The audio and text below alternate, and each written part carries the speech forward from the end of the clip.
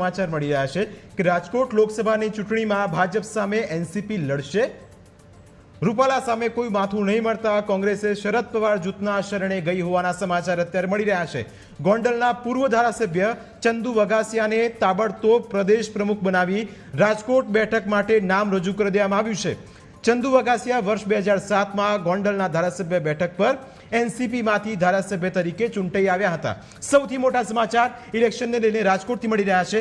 રાજકોટથી જ અમારા એક સહયોગી જોડાયા છે, અમારી સાથે ગેસ્ટ જોડાયા છે સંજય પટેલ. સંજયભાઈ, આપને પૂછવા માંગુ છું કે રાજકોટમાં આ નવી ગતિવિધિ કયા પ્રકારની થઈ રહી છે, શું હેપનિંગ જોવા મળી રહ્યું છે રાજકોટથી?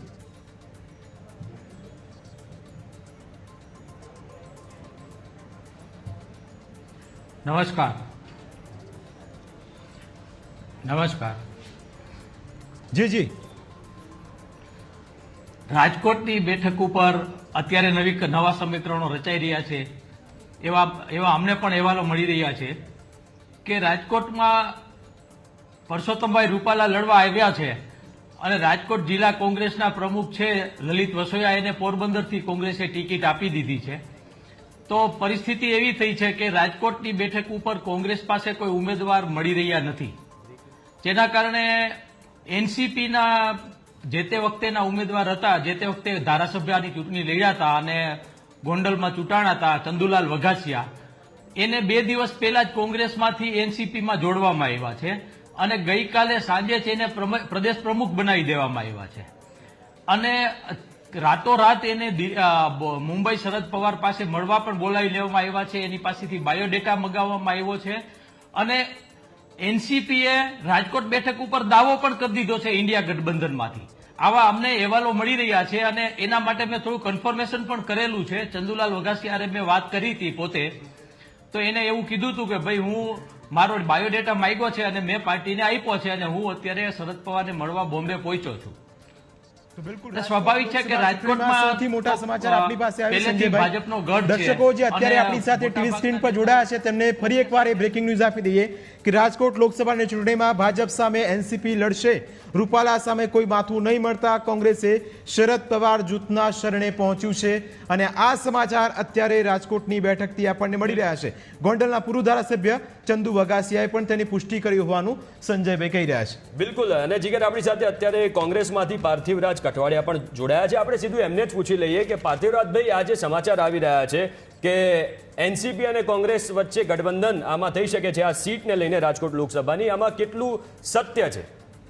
હમણાં જે જીગરભાઈએ વાત કરી એને થોડોક હું ક્લેરિફાય કરવા માંગુ છું કે ઉમેદવાર નહીં મળવાની લીધે એનસીપીના શરણે, મને એવું લાગે છે કે આ શબ્દોનો ઉપયોગ વ્યાજબી નથી.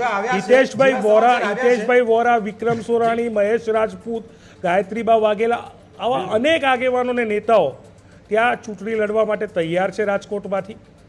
જે લોકોએ ભારતીય રાષ્ટ્રીય કોંગ્રેસે આ વખતે ભારતીય રાષ્ટ્રીય કોંગ્રેસે આ વખતે એક નવતર પ્રયોગ કરી લોકતાંત્રિક પ્રક્રિયાથી જે લોકસભાના ઉમેદવારો લડવા માંગતા હોય તેમના નામ આગેવાન અને કાર્યકર્તાઓ જોડે માંગ્યા અને એ કાર્યકર્તાઓ જોડે નામ માંગી અને એમનું શોર્ટલિસ્ટિંગ કરી અને 3 નામની પેનલ એ હાઈકમાન્ડ સુધી પહોંચાડવામાં આવી છે. બીજી વાત કરીએ કે ઇન્ડિયા ગઠબંધનના નિર્ણયની વાત હોય કે એનસીપી જોડે ગઠબંધનની વાત હોય, હું માનું છું કે એ નિર્ણય એ ભારતીય રાષ્ટ્રીય કોંગ્રેસનું હાઈકમાન્ડ કરશે અને એ જે પણ નિર્ણય હશે એ આપની સમક્ષ જ્યારે યોગ્ય સમય હશે ત્યારે મૂકવામાં પણ આવશે. પણ હું એવું માનું છું કે જ્યારે પણ કોઈ ખબરની પુષ્ટિ ના થઈ હોય અથવા તો કન્ફર્મ કોઈ સ્ટેટમેન્ટ ભારતીય રાષ્ટ્રીય કોંગ્રેસના પ્રદેશ પ્રમુખ તરીકે કે રાષ્ટ્રીય પ્રમુખ તરફથી ન આવ્યું હોય તો હું માનું છું કે અત્યારે જો નેતોની વાતમાં પડ્યા વગર હાલની જે પરિસ્થિતિ, જે ભારતીય રાષ્ટ્રીય કોંગ્રેસ ઇન્ડિયા ગઠબંધન હેઠળ જે ચૂંટણી લડવા જઈ રહી છે, મુખ્ય મુદ્દો છે કે ભારતીય રાષ્ટ્રીય કોંગ્રેસ અમે પણ એ જ કહી રહ્યા હતા, લૂંટના વિરુદ્ધમાં જે પ્રકારની અસમાનતા સમગ્ર દેશમાં છે, જે પ્રકારે સંવિધાન ઉપર ખતરો ઊભો છે, જે પ્રકારની બેરોજગારી 45 વર્ષની ચરમસીમાએ છે, મોંઘવારીના મારથી આ દેશની સામાન્ય જનતા પીડિત છે, જે પ્રકારના અત્યાચારો થઈ રહ્યા છે, એવું લાગે છે કે આના વિરુદ્ધમાં આવનારી ચૂંટણી ભારતીય રાષ્ટ્રીય કોંગ્રેસ ઇન્ડિયા ગઠબંધનના માધ્યમથી લડવા જઈ રહી છે.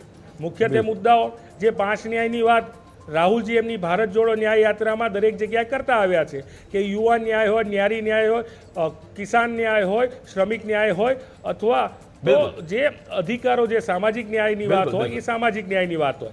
સામાજિક, આર્થિક અને રાજનૈતિક મુદ્દા ઉપર જે લોકો જોડે જે પ્રકારની પરિસ્થિતિ થઈ રહી છે, આજે મોર દેન 25 મિલિયન યુવાનો આ દેશમાં બેરોજગારીની કગાર ઉપર છે, બેરોજગાર છે, એમને રોજગારી આપવાની વાત હોય, અગ્નિવીર જેવી સ્કીમો લાવી અને જે યુવાનોનું ભવિષ્ય સુરક્ષિત કરે છે અને સાથે સાથે દેશની સુરક્ષા જોડે પણ ચેડા થાય છે. આવા અનેક મુદ્દાઓને જઈને મહિલા સુરક્ષાની વાત હોય કે આજે દેશને ગૌરવ અપાવનારી જે મહિલાઓ પહેલવાનો હતી, જે મેડલ લાવીને દેશનું માથું ઊંચું કરતી હતી, ગૌરવ અપાવતી હતી, અત્યારે આપને અટકાવવા માંગીશ. આપણે ફરીથી ચર્ચા કરીશું અને દરેક વિશ્લેષક, ભારતીય જનતા પાર્ટી, કોંગ્રેસ તમામ જોડે ચર્ચા કરીશું.